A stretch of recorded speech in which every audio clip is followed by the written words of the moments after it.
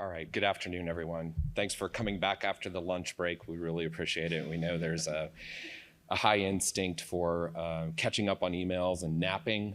So hopefully we can keep the discussion lively enough here. As Katie introduced me, I'm Jim McNally. I'm Chief Scientific Officer for BioAgilytix. I'll just briefly mention that my experience in the rare disease space really comes from getting started in industry on the drug development side. I spent 5 years at Genzyme working in the enzyme replacement therapy rare disease area.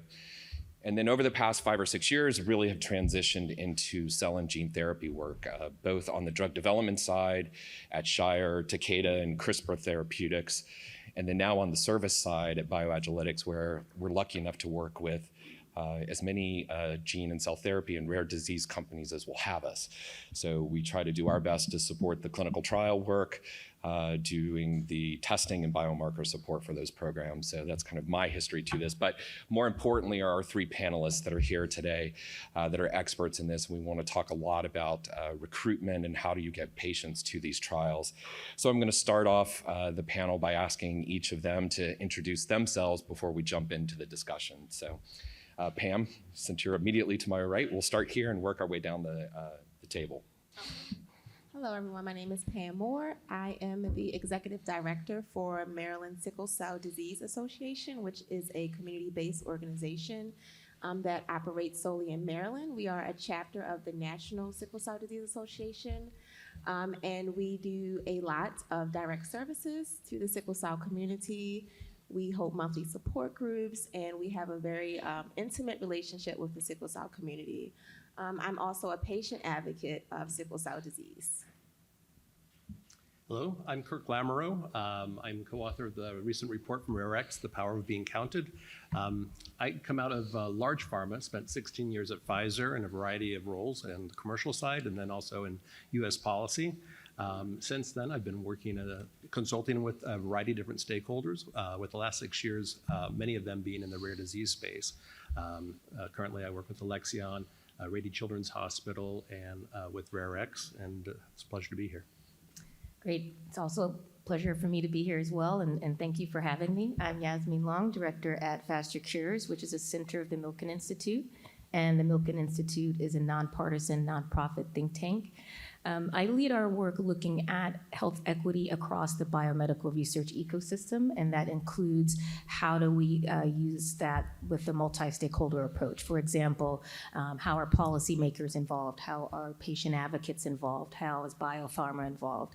Funders and philanthropy in terms of achieving equity across the ecosystem, and that in addition to lack of diversity in clinical trials, looking at the workforce, we do a significant amount of policy engagement, as well as focus on community engagement.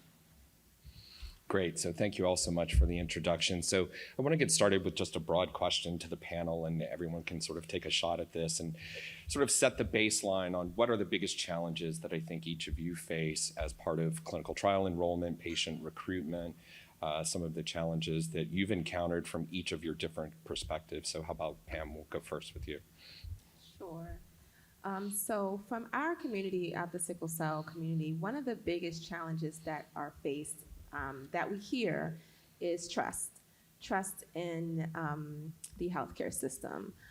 So with being in the sickle cell community, there is already challenges with trusting the hematologists, the emergency department staff, and the community tends to have negative experiences already that they have to struggle through and work through. And so then when you're asking them to then do something that is not obligated of them to do, that's one of the struggles that we have, because they already have not the best relationship with healthcare. So that's one of the biggest things that we hear. I would say for some of the patients who are more open to clinical trials, one of the challenges that we hear is just access to the clinical trials, the logistical part, getting there, having to juggle life and work, and then also needing to go to this clinical trial that might be a day long, it might be a couple days long. So those are some of the things that we hear. Okay. Kirk? I think a couple things that stand out to me is, number one, just the extent of the problem. So if we take a look, BCH put out a report back in 2019. They estimated that about 50% of clinical trials in rare diseases were not published after 4 years, and that they had about 30% of the trials were discontinued as a result of failure to enroll. And that was kind of replicated in a GlobalData study a year later that also found about 26% of clinical trials were stopped because of failure to enroll. That's a huge challenge, and I think the inherent nature of that is that we simply, in the rare disease space, have a challenge with understanding rare disease, the heterogeneity of presentation, the types of phenotypes that are being targeted, incorrect assumptions around incidence and prevalence are a major issue. I think all of those complicate doing clinical trial design, and so that's one of the key challenges. I think the complexity of the trials and the burden that are placed on families, oftentimes you're talking about a small population, and clinical trial centers are spread out, and not everybody has the resources to be able to take the time off to take their children, a couple states over to participate in these trials. And I think that's also one of the challenges that oftentimes we overlook. But there are structural challenges from a health equity standpoint, and I think, Yasmeen, you're the person to speak to those. Well, to reiterate, using a multi-stakeholder approach, and the reason I emphasize that is because this has been an issue, lack of diversity in clinical trials, for example, for years, certainly as long as I've been alive, and I'm a lot younger than I actually look. So I think that it hasn't gone anywhere. And so what we've done and what we've decided to do in terms of how do we bring more awareness to this is to ensure that all stakeholders are a part of it. And as well as those in R&D, what is the return on investment? While we're engaging these communities who can be there as part of the research design and the conduct of research, not just having them enrolled in a study and check the box and then here's your research, and then that research is disseminated to a community who can't use it, right? So when are we going to eliminate those barriers? And I think it's a collective effort to do that.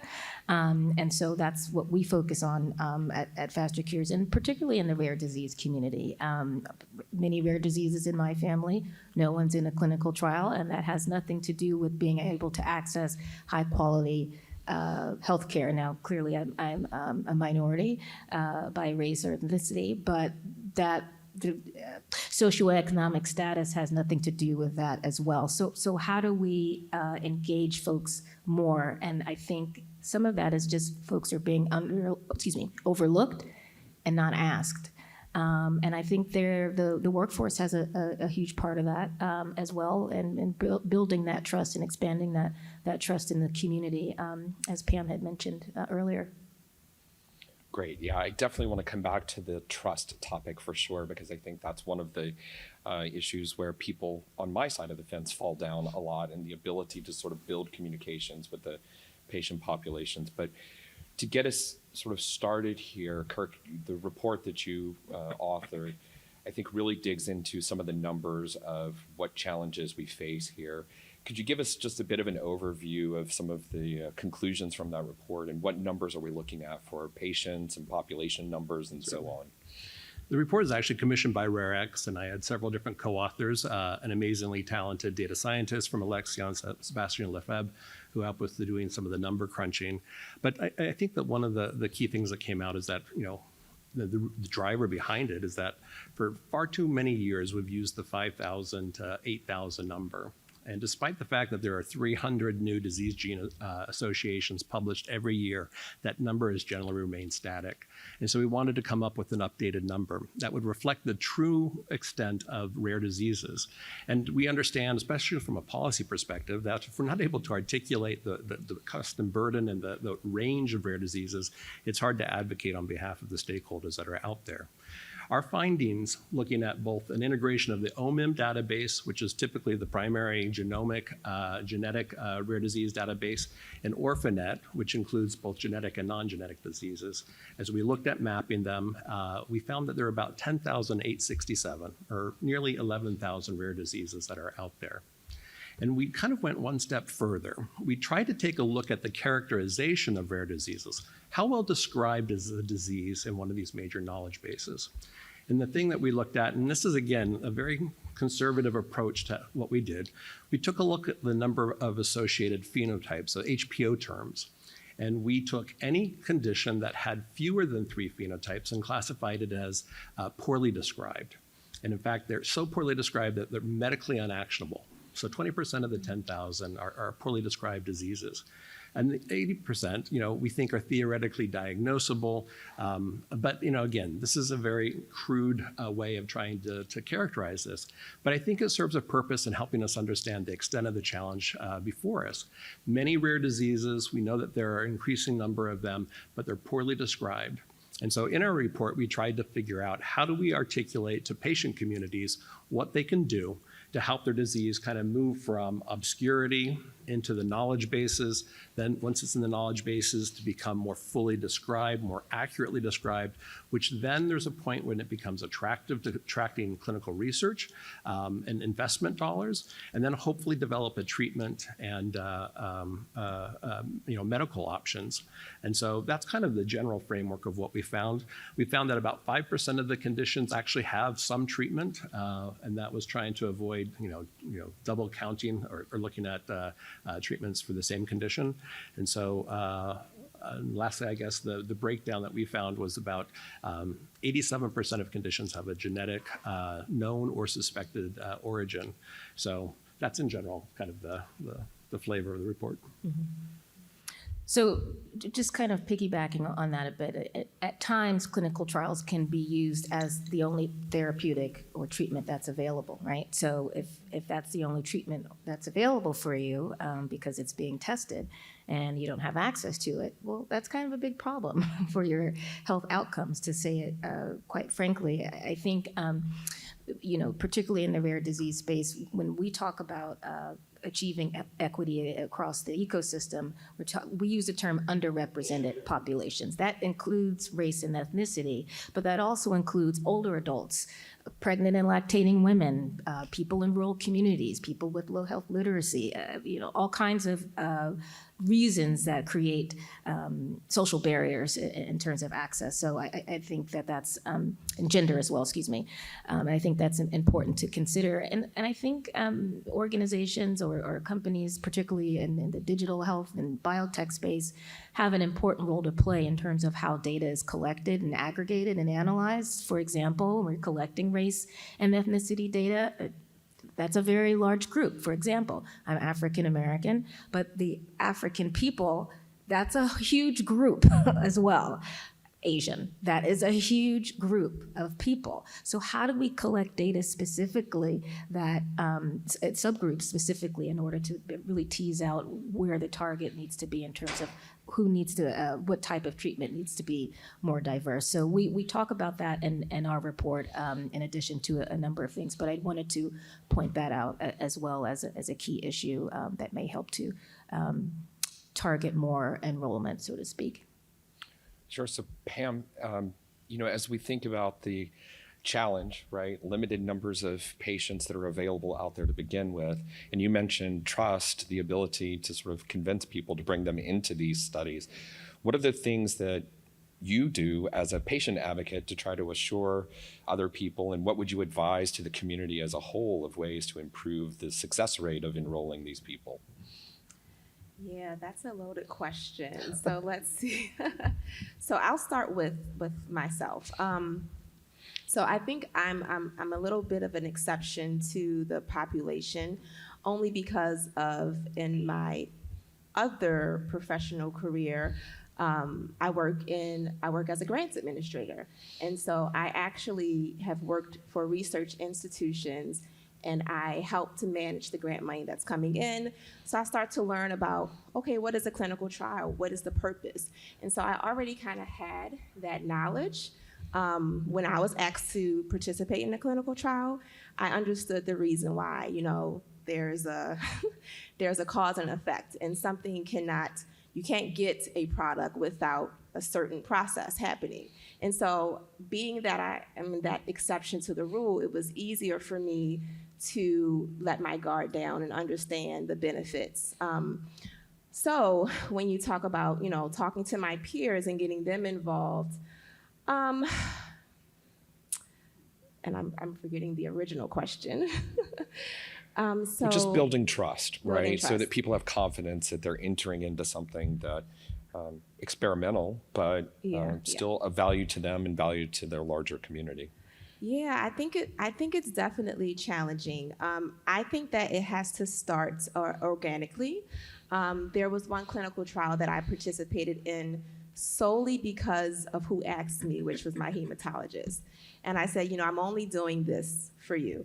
I'm only doing this because of you, because for me, that particular trial, I probably am not going to see a benefit in my lifetime of that trial. But I think creating relationships with patients, relationships that are healthy relationships, is really something you can leverage, because I think the trust is hard because it is an experiment. And so to be able to tell a person, okay, let me give you this 15 stack of paper about this clinical trial, and these are all the side effects, that trust doesn't really, I don't think that's the driving point. I don't know if it's ever going to be 100% trust, but the person having that relationship and understanding the possible benefits, I think you have to take a well-rounded approach. You have to take the approach from different aspects, the relationship, showing them the benefit, helping them to understand how this is going to help the community as a whole, and teaching them, how do you think we got ibuprofen? How do you think we got Tylenol? How do you think we got, Midol? All these things came from clinical trials, so it's also education as well. So to the panel, do we do a good enough job of educating potential patients entering into the trials to give them the assurances that, at least on our end, we know what we're doing as we're starting these things, to let them know that this is somehow going to benefit them? No. Okay. I like that. Definitively. Short Excellent. answer. And the reason I say that is what I heard from what Pam was saying. I was like, that sounds like a multi-stakeholder approach. But, community engagement is key. Building trust takes time, and it's hard. Okay? And so, with all kinds of experiences that people have in a healthcare system, there's types of research where they come in and collect their data and then they never see them again. That might not build the best trust. So we think the work that we do at FasterCures is the use of stakeholder and community engagement, patient advocates, community-based organizations, so on and so forth, really building that rapport with them as a strategy for not only building those connections that take time, but also having them be informants of, what the research should look like. They are experts in their care. I think a lot of times, but let's say in the rare disease community specifically, the person but they are the expert. They are the expert, but I would say our medical and so education is more like the physician is the expert, which is true. But you are an expert in your body, and for sure a person who has rare diseases has to navigate the challenges of the healthcare system is an expert, and I think that should be valued a bit more. And then I'll just say this quickly as a personal story. I used to work at Johns Hopkins for about 11 years, and I started out working in a number of clinical research studies. And I remember collecting survey data. It was on paper, kind of fill out those days, and collecting specimens and human specimens. And so I remember the patient in the trial said, "Oh, so am I going to see the results of the trial?" And I was like, well, I didn't say this out loud, but I did in my head. I was like, well, no, you're not. Because one, you have to have access to that academic journal. And then two, you need to understand the language that's in that journal and then figure out how to apply that. So how do we also make things more literate for those? And health literacy, there's a lack of health literacy, and that has nothing to do with the amount of degrees or education you have. So I'll stop there as some of the barriers, but I think all of those encompass building trust as well as engaging with the communities that are not engaged in a way that they're valued. So Kirk, this is a long process for patients, right? Average something like 5 years for people to get to a diagnosis, a number of specialists.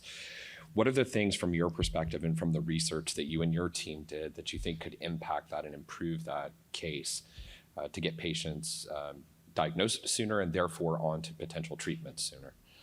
I think there are a couple things. Number one, in the research that we did in the report, organizing groups within the communities, organizing patient communities, and helping them advocate on behalf of themselves is one of the key things. If they're able to get into registries, that's actually one of the most valuable ways to contribute information, help clinical researchers better understand the nature of disease. That's a key accelerator for being able to conduct more effective clinical trials. If I look long-term, though, I think that one of the things that I find most promising is some of the work that's being done in genomic newborn screening, where within days of birth, you're able to diagnose a child with a treatable rare condition. And so right now we know that there are probably about 4 or 5 programs around the world that are doing this. Rady Children's in California has announced the Beginnings Consortium that's formed and has an audacious goal of trying to sequence about 1 million children over the next 5 years. Genome England's looking at 200,000 children. We've got BabySeq 2 taking place here on the East Coast, and then also Screen for Care occurring in Europe. These programs are all going to need trust for them to be successful. I think that's one of the key opportunities here. But we're entering a new age where there's tremendous promise. The ability to diagnose and get somebody treated within, again, hours, days, if you're using, depending on this test that you're using.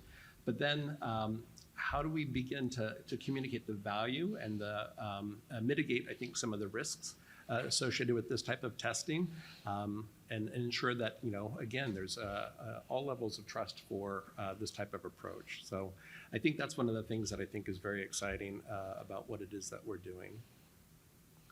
So Pam, I'll ask you to put your patient hat back on for a second here with this, and think a little bit about, you described sort of the trust that you had with your provider. I'm going to enter this trial because of you, because I know of you.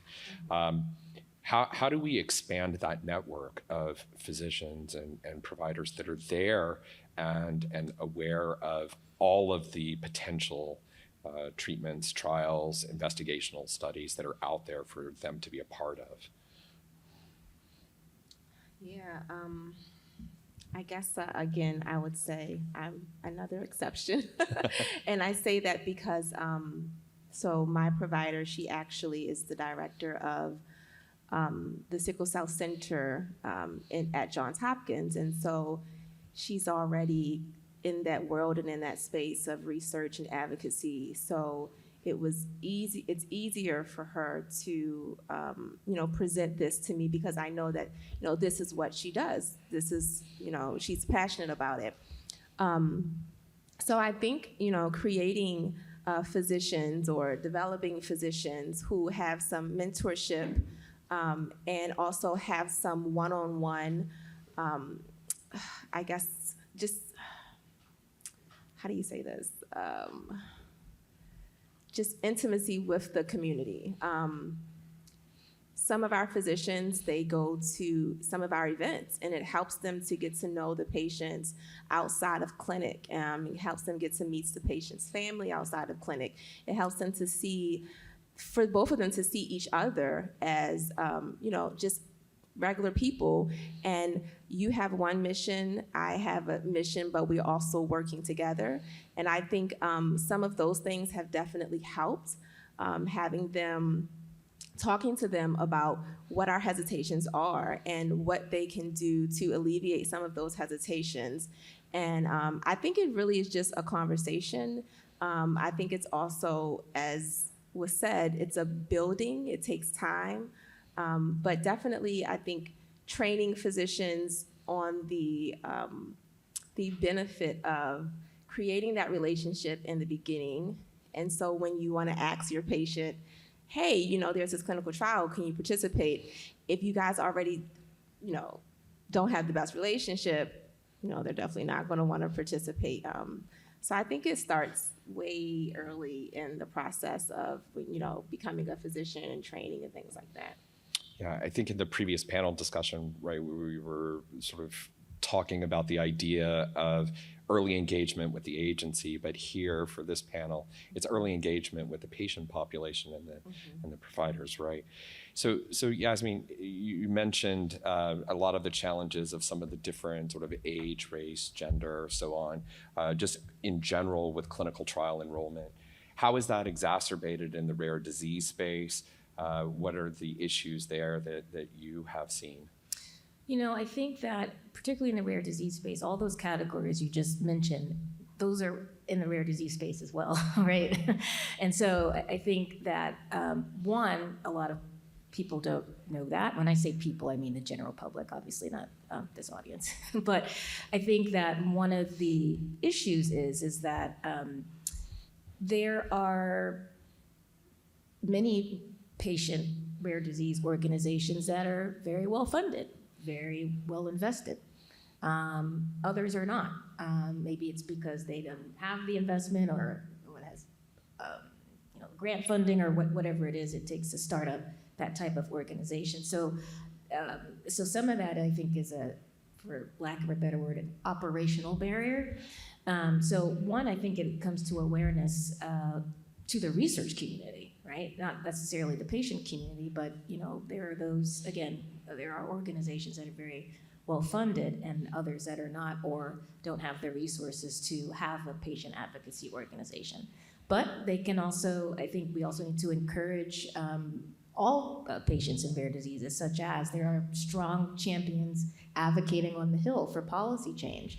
There are strong champions advocating for, well, how do we teach the community to understand what a clinical trial is? What are the phases? What are the types? What are the things that we need, we as the rare disease community, ask people what they want. What do you need? And I think letting people know that you care is not always executed. It's very simple, not simple, but it's very simple. Let people know that you care about them and their health. And a lot of times people don't feel that way in the rare disease community or other communities. So, I mean, there's so many different components to it, but I do want to address the sort of human aspect of it, care for people and make them feel that you care about them and their health. And that's certainly one way to establish trust. And then also educating yourself, thinking of the role that the care provider and researcher has with their own cultural competency and how that might not only inform the research and development, but also there's an investment point in that as well. So I never want to forget about that aspect of it because that's important as well, particularly in organizations. So I'll pause there. I don't want to start rambling on, but did that answer your question? Yeah, absolutely. And it's okay to ramble. I think that's part of having the discussion up here. And if we ramble, we'll stop. So we're good. Please. I'll add one more thing I forgot to mention that would help physicians is to lean on your community-based organizations who already have the relationships with the community, and they can help kind of make that connection. There are a lot of advocacy groups and community-based organizations that are doing the work on the ground that physicians may not really really have time to do, or it's not in their purview or their scope of work. But leaning on them and partnering with your CBOs is also a really great resource with making that connection and building that trust with a patient community. Can I make a quick just piggyback on that a bit? And I agree with you, Pam, because at least when we speak about community engagement, it's not necessarily like you're knocking on people's doors, in a community, but it is connecting with those community leaders and well-funded community-based organizations that they exist, and who are those champions who can help leverage that trust and build those relationships and that rapport, so that one, you get quality data, two, you get research that actually improves people's health. I think those are the priorities. Yeah. So, we've talked a lot about the challenges here. We want to make sure that we hit some of the different ways that maybe we can improve the current set of circumstances. Kirk, you mentioned BabySeq and a number of different approaches to identifying the patients earlier. Is there hesitancy there? I mean, I think certainly over the past couple of years, we've seen a lot of just general concern about information being gathered from patients. How will it be used? How will it be protected? As you were going through some of that survey process, did you see that? And what are the ways to work against that to help people feel comfortable that we're using their data in a protected manner? I think it's easy to get wrapped up in the excitement about deploying a new technology to solve some of these issues. But fundamentally, this is something that can be a little scary. In a hyper kind of charged environment, we've seen how the best intentions can be redirected. And so as we take a look at deploying population-based genomic programs, the fact that a whole genome sequence would exist for a child from birth, able to, have implications for life. This is one of the key areas where we need to proceed with some caution. And it's an area where there will need to be some policy support in order for us to mitigate, I think, some of the risk. But some of these programs, yes, I think we need to recognize that there's tremendous sensitivity with which how we deploy them. And even though they have tremendous promise, there are opportunities for them to be, again, misinterpreted. Stem cells is a recent example. How do we avoid complications and issues that they address? But when it comes to these technologies, let's go back to the clinical trial framework. I mean, over the next few years, first of all, let's step back. 60 years ago, newborn screening really started as a public health program. We've had 60 years to refine that program. We're just embarking upon it. Again, a new type of newborn screening using genomic testing. This is going to take a little while to work out. Over the next few years, we'll be focusing on treatable conditions. It won't necessarily be for identifying patients for enrollment in clinical trials. But one of the things that, if we get that right, we will be able to move into clinical trial recruitment down the road. But right now, you were talking about trust in our physicians. I think some of the physician support tools that are being developed in the Beginnings program, for example, Dr. Kingsmore and the team at Rady have developed a subset of conditions, 388 conditions, for which they've actually identified appropriate treatments. These treatments can include diet, surgery, device, medical treatment. But I think that having confidence that physicians are able to bring the most appropriate treatment. And these treatments are identified by an expert panel using a Delphi model to ensure that, again, there's consensus here. It's not just taking something out of the air. But building trust within the doctor-patient relationship, helping people understand the opportunities, the improvements that are being made in health as a result of these types of programs, I think can lay the foundation for building trust as these programs begin to get deployed and as we start to realize the potential there. And I think also creating community out of the people that have done this. If I look at Geisinger's My Code initiative, the fact that they come up with a report card and they really kind of encourage and help people feel like they're part of something, I think that can go a long way. Yeah, I wonder if even if you're part of a very small patient population of a particular rare disease, you are part of the larger rare disease community, right? That there's a lot of commonality there that we can all sort of learn from in that space. Absolutely. And I think that the thing that we forget is that there are 33 million people in the US that actually have a rare disease. It's more than the population of Texas. It's more than the population of those with Alzheimer's or cancer combined. And again, people don't realize that, again, having a rare disease, they're part of a larger community. And hopefully, as we begin to make sure people understand the extent of the problem, one day not too far off, there'll be a moonshot for rare disease, and we'll be able to start to tackle more and more of these conditions. And I know that the benefits of the moonshot for cancer will be able to help. It starts the process. But, I think it's really exciting to see what they're doing in that space, and I hope that we're able to replicate that in the rare disease space. Jim, can I comment on, you just mentioned smaller rare disease groups. I just kind of want to emphasize the use of data collection. We know RCTs is this, the gold standard.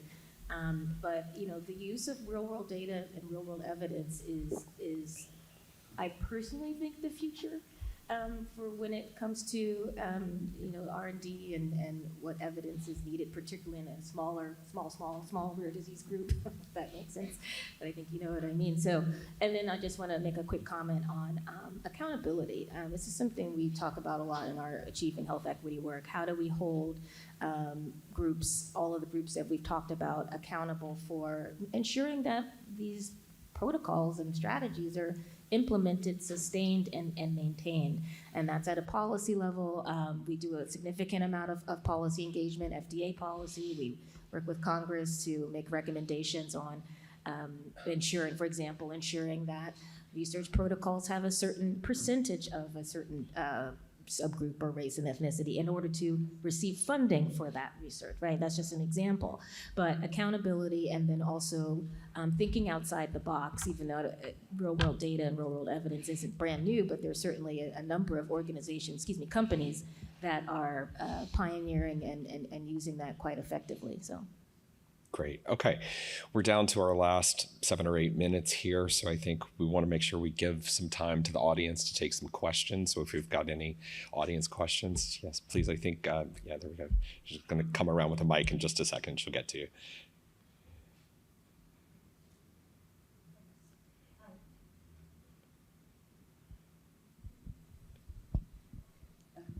Hi, my name's Tish Hevel, and I am with an organization called the Brain Donor Project. And so this is partially touching rare disease and partially everybody. As we all know, the science is not complete if it's not representative of everybody.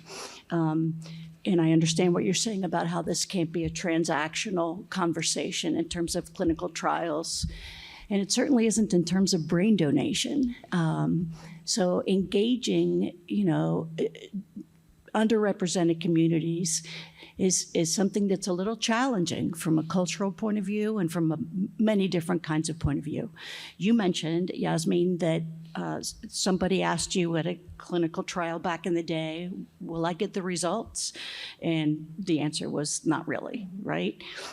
The one thing that we are able to provide is a summary of neuropathological findings. So if there is a disease state, it'll be identified and talked about what stage of the disease and what areas of the brain were implicated. Is that a good enough get? The trust thing is a big deal, and I'm not sure how to go about that for this particular issue. Sure, I mean, that's a huge issue, and I think anyone would question that regardless of, where they're from or what they look like. But I think you sort of answered the question in a way that was the answer, right? So you have a report or a paper, and share that with them. But is it translatable to that group to understand? For example, very simply, and I mean the term simply,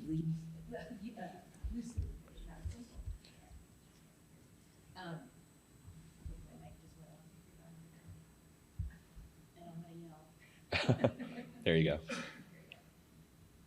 All right, there we go. Translating that information in a way that the community can understand, probably bring down some fear. So basically, 2 publications, right? One that, let's say you want to publish, one that might be to share with the sponsor, for example, or actually validate research, but also something that shows layperson's terms, its explanation, right? I know of an organization that actually creates comic books for children that explains the clinical trial and what's happening to them and that. So I think that there are ways to approach it because not everyone absorbs material and the same as everyone else. And then particularly, this is that's pretty scary issue, I would say. And I think patients, that relationship building again, and ask them what they need to understand what is going on with their disease. We forget to ask people what they want. What do you want? What do you need? How can we make this clearer for you? We know this is scary. That builds trust and it shows that you care. People open up when you do that. I hope that answers your question. Great. Right. Chris. Hi, I'm Chris Morabito from Astria Therapeutics. Great discussion. I really, really enjoyed the questions and the answers. While touched here, you brought it up as well, Tish, the concept of getting data back from participation in a trial doesn't stop there. Patients typically don't get back the lab values of the test they drew last week, or the chest x-ray, the CT scan, or even participate in the decisions around whether to get that lab or the CT scan ordered. Trust is a big issue here, but it seems to me from your answers that the trust issue doesn't stop at sponsors and clinical trials. It goes much more upstream, and it has to do with how healthcare in the US at least is delivered. Pam, you actually said this when you talked about your relationship with the physicians. It's a big problem. We can't solve it.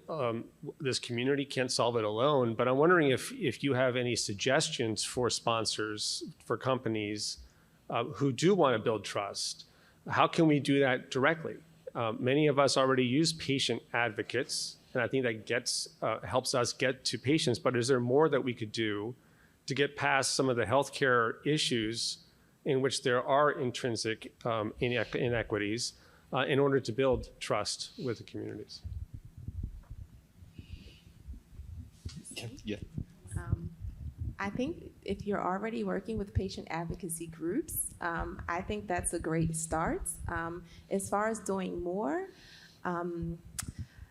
I think that's complicated because as a sponsor, I don't know how close your reach is to the actual patient population. And if you're just, the funder and you're not actually the actual reach, I think it's a little tough. But I think if you have a mechanism where you are, I don't want to say training physicians, but if you're creating ways for physicians to maybe get some,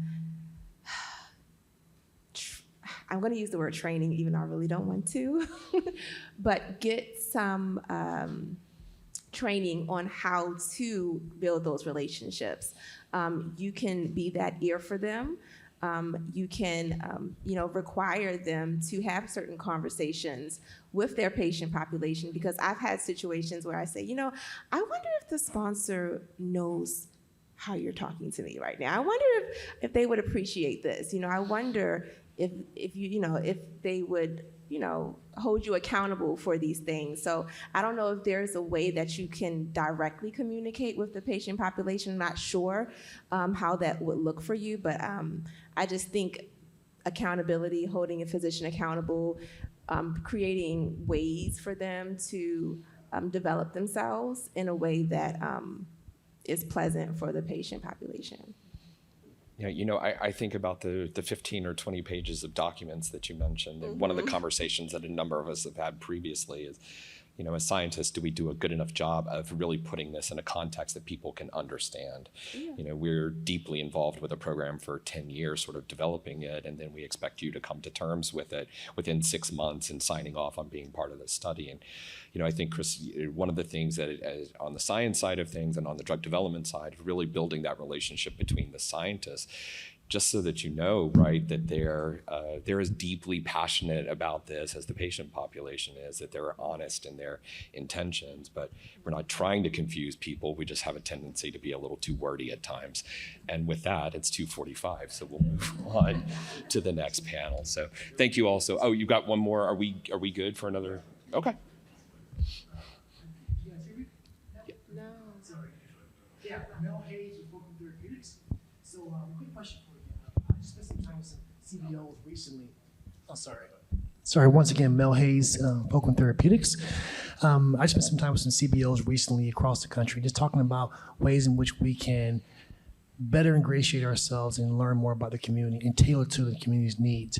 And one of the things that came up, and actually came out of COVID, was the advent of telemedicine and decentralized clinical trials, and really tailoring it to the community. What are your thoughts about that, and whether that's one way to kind of engender more trust and build relationships? I agree. I agree. It's kind of piggybacking on both of your questions. There's digital technologies, the use of Sickle clinical trials, for example, are effective in increasing engagement. But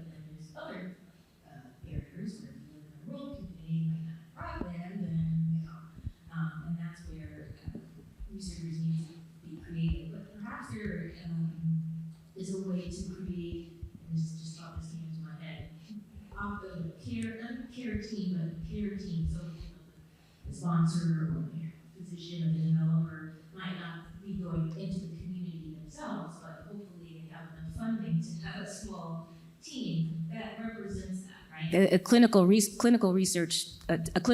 team is not just the principal investigator and the nurse. There's a program coordinator, there's a manager, there's biospecimen testing, there's running the test. This is like a whole mini operation, right?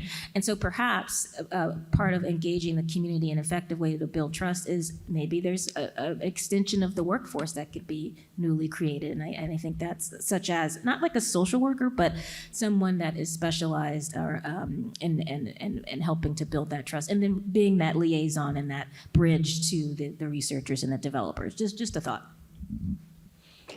Great. Okay. All right. Thank you so much to KPM for hosting this. Thank you to the panel. Thank you for the great discussion. Really enjoyed it, and it's a pleasure getting to know all of you as part of this. So thank you so much for your time this afternoon.